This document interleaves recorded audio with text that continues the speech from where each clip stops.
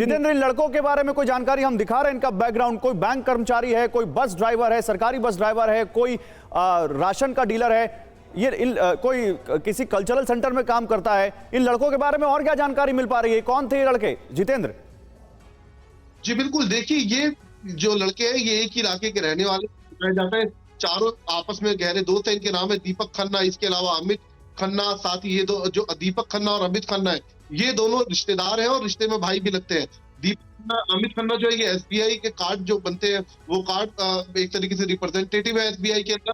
इसके अलावा जो दीपक खन्ना है वो ड्राइवर के तौर पर काम करता है ग्रामीण सेवा बस के अंदर। एक कृष्णा नाम का लड़का है जो कल्चर सेंटर के अंदर काम करता है। साथ ही एक मिथुन लड़का है जो कि हेयर ड्रेसर है। साथ ही एक मनोज मित्तल है जो कि परचून की दुकान चलाता है। तो ये इन चारों प्रोफाइल है और ये चारों एक दूसरे को आपस में जानते हैं। चारों अलग अलग इलाकों के रहने वाले हैं। ये सिर्फ 10 जर्सी गायों के साथ हर साल 18 लाख कमा रहे हैं।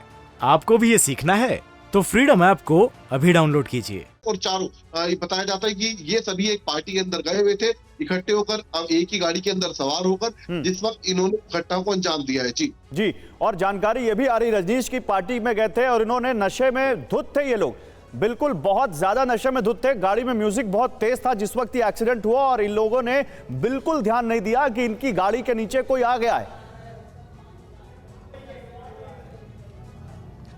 बिल्कुल बिल्कुल, देखिए मुरथल गए थे ये लोग पार्टी करने, नए साल का जश्न मनाने, और वहाँ से वापस आ रहे थे कंझावला, मंगोलपुरी और जो ये पूरा इलाका जहाँ पर ये घटना हुई है। बहुत तेज़ लाउड म्यूज़िक था और ये नहीं भी अगर पुलिस इस बात की जानकारी देगी तो सीधे तौर पर ये समझा जा सकता है कि वो लोग पूरी तरह से ड्रंक एंड ड्राइव कर रहे थे, पूरी तरह से वो नशे में थे और इतना ज़्यादा नशे में थे कि उन्होंने कब एक्सीडेंट किया और एक्सीडेंट करने के बाद उन्हें अपनी गलती का एहसास नहीं हुआ और वो वहाँ से भागने की कोशिश कर रहे थे। बलेनो बहुत छोटी गाड़ी होती है, उसके आगे का हिस्सा बहुत सपाट होता है और वहाँ पर अगर कोई फंस जाता है, किसी के शरीर का हिस्सा फंसा हुआ है, पूरा शरीर फंसा हुआ है, वो भी उनको समझ में नहीं आया, तो कितनी ज़्यादा नशे की हालत उनकी रही होगी, इस बात का आप अंदाज़ा लगा सकते हैं। तो सीधे सीधे ये मगरूरियत का मामला है और सीधे सीधे ये वहाँ से भागने की कोशिश में वो कहीं ना कहीं ये पूरा जो ये स्थिति हुई है उस लड़की के साथ ये सामने आया है। ठीक है, पुलिस आप रहिए मेरे साथ, मैं ऋतु के पास जाऊंगा। ऋतु, कोई जानकारी कब तक पोस्टमार्टम होगा बॉडी का?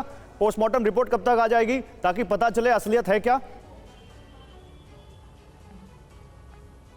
देखिए, फिलहाल आधिकारिक तौर पर तो हम नहीं कह सकते कि कब तक आएगी, क्योंकि अभी हम पहुंचे भी नहीं हैं अस्पताल। फिलहाल तो हम वहां पहुंचेंगे, लेकिन जो सूत्र बता रहे हैं वो बता रहे हैं कि कल सुबह तक शायद संभवतः आ जाएगी और उसके आधार पे ही ये तय किया जाएगा कि आखिर क्या हुआ था। पूरी जो घटनाक्रम है, दिल्ली पुलिस को काफी मदद होगी जांच करने में, क्योंकि पोस्टमार्टम रिपोर्ट जो है उससे साफ तौर पर एक चीज निकल कर आएगी कि लड़की के साथ कोई अप्रिय घटना हुई या नहीं हुई, क्योंकि ये सबसे इंपॉर्टेंट कड़ी है इस केस की। इससे कई सारी गुत्थियां भी सुलझेंगी कि क्या वाकई एक्सीडेंट हुआ है या फिर एक्सीडेंट के तौर पर इसको प्रेजेंट किया जा रहा है, मामला कुछ और ही है। तो कई सारे सवाल हैं और उन सारे सवालों का जवाब जो है संभवतः पोस्टमार्टम रिपोर्ट के थ्रू बिल्कुल बड़ा सवाल यही है। ये सिर्फ 10 जर्सी गायों के साथ हर साल 18 लाख कमा रहे हैं।